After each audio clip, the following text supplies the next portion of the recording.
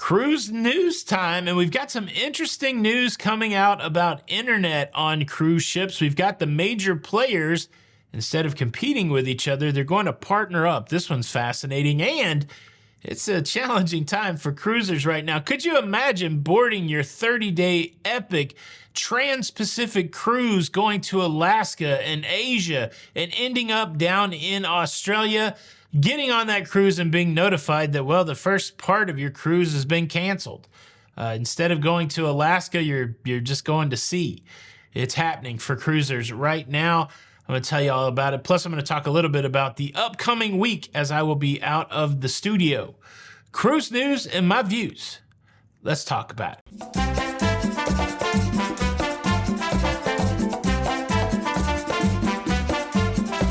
Hey, what's up, everybody? Welcome to La Lido Loca. I am your host, Tony, here with the latest cruise news and views for your face. Happy Sunday, everybody. It is the 17th of September, 2023. And I'm just popping in real quick to hit you with some some news stories. And then I got to get out of here and finish packing for my cruise. With that in mind, let me just give you an update. The show's probably going to come out later over the next few days, probably more into the afternoon and evening. I try to get it out either early morning or around noon. But I've got travel tomorrow, and then the first 9 days of this cruise, it's port stops. There's no sea days, so I'll probably be jumping out, going to the port at day, doing excursions, and then I'll come back and I'll work on the new show for you guys at night. So yeah, don't be alarmed if you're not seeing a show at 12:15. It'll probably come out 3:15, 5:15, depending on what the day looks like. May have to do the show a day in advance, so that'll probably put me a little off cycle with what's current in the news. But that's the heads up on that. Also, I will be making some travel adventure videos, my excursions, those kind of things. I'll be putting those on the secondary La Lido Loca channel called La Lido Loca 2, TWO, like as in number 2. So if you want to keep up with those adventures, make sure you're subscribed to La Lido Loca 2. I will leave a link for that in the pinned comment. All right, let's talk about the 2 cruise news stories that I have for you today. First and foremost, a conversation that's a little technical, so I'll try to hit it quick and make it as simple as possible. The major competitors right now when it comes to internet on cruise ships is a company called SES and a company called Starlink. And of course, there's been a lot of conversation around Starlink. And the challenge for internet on cruise ships is they have to use satellites up in space to make connections back to internet providers on land.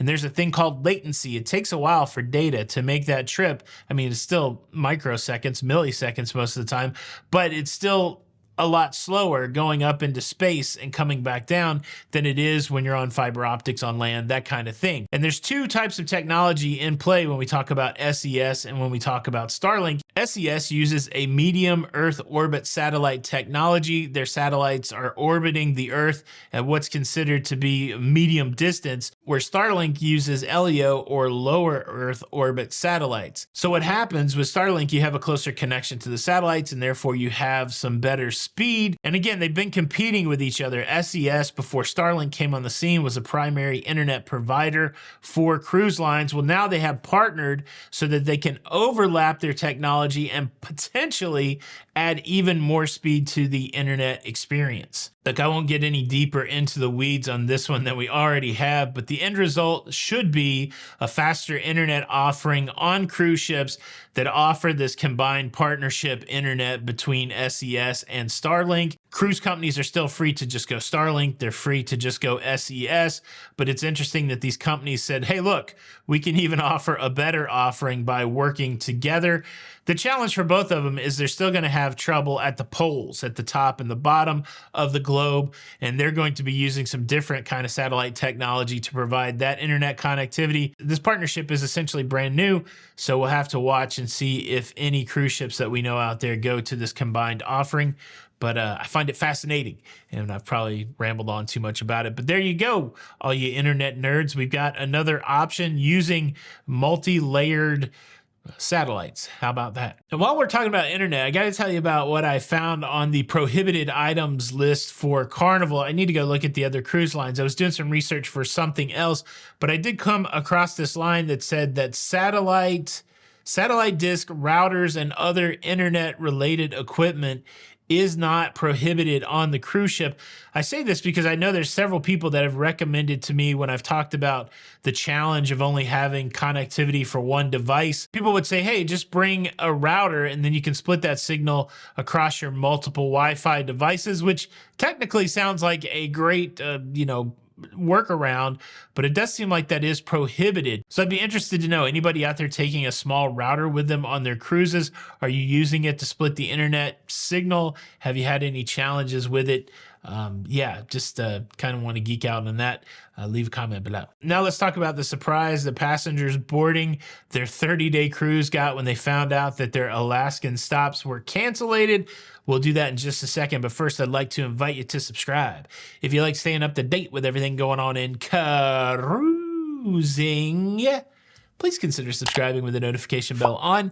That way you don't miss out on any of these episodes. Thank you in advance. Just this past Thursday, passengers boarded the Carnival Luminosa in Seattle, Washington, anticipating a 30-day adventure that would take them first to Alaska for the traditional Alaskan stops, and then it would hightail it out of Alaska and go to Asia, visiting Japan and other stops in the area, and then going south to Australia. And well, shockingly, when they boarded that cruise, they were informed that because of weather conditions in Alaska, that all of their Alaskan stops were canceled, and that instead they would be making their way from Seattle to Asia. As a result of the cancellation, that means that the first 10 days of this 30-day cruise will be 10 sea days, including crossing over the international date line. The silver lining is they will be getting 2 additional stops in Japan. So no Alaska, but 2 additional stops in Japan, which could be really pleasant. And the other thing that is positive is that they will be making it to Brisbane in Australia on time. They are scheduled to arrive there on October the 15th. As we've seen over the last few weeks, there's not much you can do about the weather. I'd probably be a little bit bummed out, but I think it'd be more bummed out if I missed out on, say, my Japanese stops, those kind of things. So I guess if you had to cut off part of that itinerary, Alaska is probably feasibly more doable for most people. The trip to Japan is probably the bucket list, probably the once in a lifetime thing. So at least they're getting more Japan, and they're not getting that cut off. Another story demonstrating that sometimes you don't know what you're going to get in this cruise life, and that probably one of the biggest things you can pack on your cruise adventure is your patience. Your patience and understanding. It's interesting. I wonder if anybody's upset on this cruise ship. I haven't heard anything, but I'll be on the lookout. Boom, that's your cruise news. I got to finish getting ready for my cruise. Hope you guys have a great Sunday. This is Tony for La Lido Local. Please hit that like button on the way out. And until the next time, we'll see you on the Lido. Bye. Cruise news, cruise news, cruise news. It's over.